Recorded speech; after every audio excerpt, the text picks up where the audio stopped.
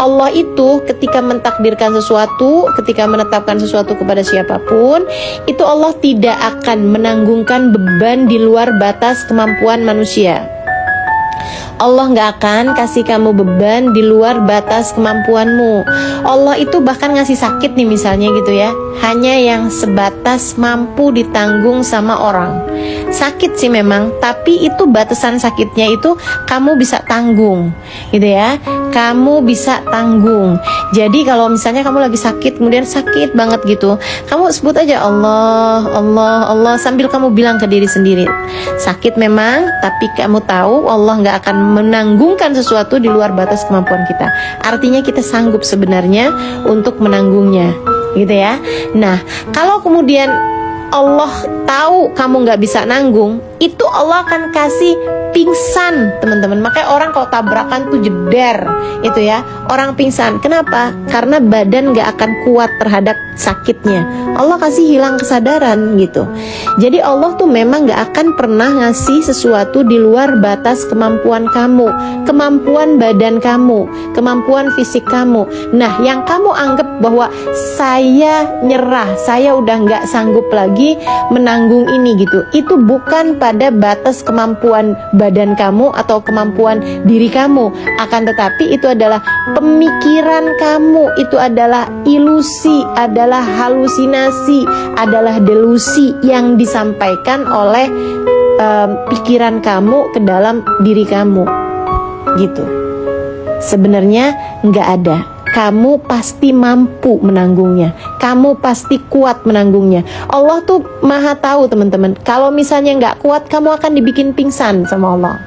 Kamu akan dibikin hilang kesadaran, gitu kan? Nah, makanya kenapa ada orang-orang tuh yang sampai hilang kesadaran dan jadi gila, gitu kan? Karena itu adalah ketidakmampuan pikiran dia tuh sesudah dimasukin sama ilusi dan lain sebagainya, dia terima aja sama hal itu, ketakutan-ketakutannya itu diterima sama dia, nggak dikendalikan, nggak diolah gitu ya, nggak diolah, apa yang ada dalam pikiran itu tidak diolah, akhirnya kemudian jadi penyakit-penyakit yang membuat sampai dia hilang kesadarannya gitu. Nah, kamu sebagai hamba Allah nggak kayak begitu.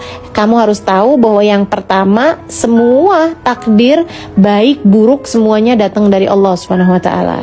Kemudian yang kedua, la yukallifullahu nafsan illa wus'aha. Allah tidak akan membebani siapapun di luar batas kemampuannya. Allah tidak akan membebani siapapun di luar batas kemampuannya.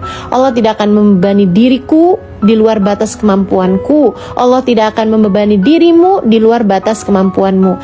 Itu yang harus kamu tahu. Kemudian yang ketiga, setiap takdir Allah itu indah kalau kamu menjalaninya dengan baik. Kalau kamu hasilnya baik, menjalaninya, itu takdirnya itu adalah indah. Jadi kalau kamu lagi datang perih-perih, yang kamu sebut perih-perih ini tadi ya, Dek, itu kamu harus ingat satu hal.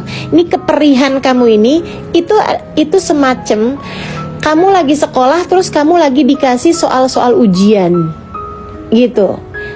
Kamu lagi dikasih soal-soal ujian, bukan soal ujiannya yang berat, bukan. Yang masalah itu bukan soal ujiannya, gitu kan. Yang masalah itu kalau kamu nggak ngisi soal ujiannya dengan benar, itu masalahnya.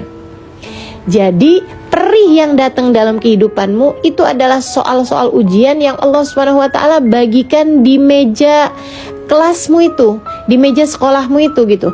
Kamu hanya perlu untuk diam, tenang, menjawab soal-soal ujian tersebut itu dengan baik, gitu kan. Dengan baik tuh yang kayak gimana? Yang sesuai sama yang cara Allah Subhanahu wa taala kasih tahu gitu.